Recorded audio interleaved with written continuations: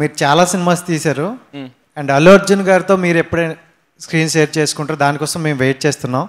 ఎప్పుడు వస్తుంది అంటారు? నిజంగా అవకాశం వచ్చిన రోజు నాకు చాలా భయం వేస్తుంది. మా అన్నయ్య పక్కన స్క్రీన్ షేర్ చేయడం అంటే అది మామూలు విషయం కాదు. ఆ ఫ్రేమ్లో మనం ఉన్నప్పుడు అసలు మనం ఎవరు చూడపోవచ్చు కూడా. సో అది చాలా పెద్ద విషయం నాకు. మేబీ ఇప్పుడు కాకపోయినా త్వరలో అలాంటి అవకాశం వస్తుందని కోరుకుంటున్నా. వచ్చిన రోజు నాకు అది నిజంగా ఎంత ఎక్సైటింగ్ ఉండదో అంత బాధ్యతగానే తీసుకుంటాను. ఎందుకంటే అక్కడ ఒక అవుట్ స్టాండింగ్ పర్ఫార్మర్ ఉన్నాడు. తను ఉన్న ఫ్రేమ్లో మనం ఉన్నప్పుడు ఇంకా అతి జాగ్రత్తగా ఉండాలి. అది అండ్ శిరీష్ గారు అంటే లవ్ అండ్ క్యూట్ బాయ్ గానే తెలుసు. పుష్ప లాంటి మూవీ ఎప్పుడైనా చేయాలని అనిపించిందా మీకు? లేదు, అనిపించలేదు. యాక్చువల్లీ నేను కూడా ఒక క్వశ్చన్ అడగచ్చా ప్లీజ్? Thank you. కాదు, ఊర్వశివో రాక్షసివో బేసిక్గా రెండు క్యారెక్టర్స్ చూస్తే కాంటెంపరీ ట్రెండింగ్ అంటే ఇప్పుడు ఈ జనరేషన్లో ఎలా ఉంటారో అలాంటి రోల్స్ లాగా అనిపిస్తున్నాయి. కాబట్టి మీ రియల్ లైఫ్కి కూడా చాలా రిలేటబుల్గా ఉండుంటుందని నా ఫీలింగ్. సో ఏమన్నా మీ రియల్ లైఫ్ ఇన్సిడెంట్స్ గుర్తొచ్చాయా? ఏ విషయంలో నాకు రియల్ లైఫ్ దగ్గరగా ఉంటుంది? ఒక మిడిల్ క్లాస్ అబ్బాయి, ఒక ఇన్నోసెంట్ అబ్బాయి మెంటాలిటీ, అది కూడా రియల్ లైఫ్కి దగ్గరగానే ఉంటుంది. Okay okay. ఇంకా ఊర్వశివో రాక్షసివో ఎలాగో జనరలైజ్ చేసేసారు కదా అమ్మాయిలు అందరూ అంతే అని. So this is a very general topic కాబట్టి హౌ డిడ్ యూ రిలేట్?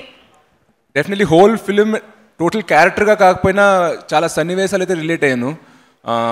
అబ్బాయిలకి అమ్మాయిలకి మధ్యన ఉండే సైకలాజికల్ డిఫరెన్స్, వాళ్ళు ఏ ఇష్యూల పైన కాన్ఫ్లిక్ట్ అవుద్ది అవన్నీ. మీరు ఇందాక అన్నారు డైరెక్టర్ గారిని, ఏంటి అమ్మాయిలు పట్టుకుని తిట్టేశారు ఈ సినిమాలో పాటలోనే. ఆ పాట చిన్న భాగం జస్ట్ అబ్బాయిల పాయింట్ ఆఫ్ వ్యూ. నేను సినిమా కథ విన్నప్పుడు కూడా నేను ఎగ్జైట్ అయింది ఏంటంటే కాసేపు నేను హీరో సైడ్ రూట్ చేస్తున్నాను అతని పాయింట్ ఆఫ్ వ్యూని. తర్వాత సడన్గా హీరోయిన్ ఒక మాట చెప్పేసరికి ఆ అమ్మాయిని ఎంపథైజ్ చేయడం మొదలుపెట్టాయి ఆ క్యారెక్టర్ చెప్పేది. మళ్ళీ అటు సో మల్టిపుల్ పాయింట్ ఆఫ్ వ్యూస్ని కవర్ చేసింది సినిమా. It's not like a chauvinistic film. అలా కాకుండా చాలా బ్యాలెన్స్గా తీసాం. సో అది మీ అందరికీ నచ్చుద్దని ఆశిస్తున్నాం. ఐ థింక్ ఇది అను నుంచి కూడా తెలుసుకోవాలి. అను గారు, మీరేమైనా రిలేట్ అయ్యారా? Any scenes or characterization, part of characterization, anything that you could relate with this film? I think the title itself is very relatable to me because I can be both. And I agree.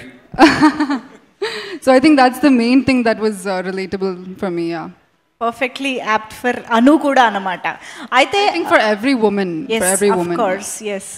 Sirish garu, ఒక విషయంలో మాత్రం మిమ్మల్ని డెఫినెట్గా appreciate చేయాలి. Because శ్రీరస్తు శుభమస్తు కానీ ఇప్పుడు ఊర్వశివో రాక్షసివో కానీ హీరోయిన్కి చాలా ఇంపార్టెన్స్ ఉన్న కథల్ని, ఆ పాత్రల్ని కూడా ఎంచుకుంటూ ఉన్నారు. అసలు మీ ధైర్యం ఏంటి ఇలాంటి కథల్ని ఎంచుకోవడం వెనుక? మనం ఎక్కడైనా తగ్గినా కూడా వాళ్ళు లాగేస్తారని.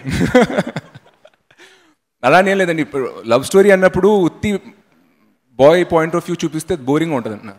సో అందుకే న్యాచురల్గా బై డిఫాల్ట్ కొత్త జంట తీసుకో, లేదా శ్రీరస్తు తీసుకో, లేదా ఈ సినిమా లవ్ స్టోరీస్ అన్నప్పుడు న్యాచురల్గా అబ్బాయి అమ్మాయిది 50-50 రోల్ ఉంటుంది. అండ్ ఈ సినిమాలో మేబీ స్క్రీన్ టైమ్గా తెలియదు కానీ బట్ ఇంపాక్ట్గా నా రోల్ కన్నా అను రోల్ ఎక్కువ ఉంటుంది అనమాట.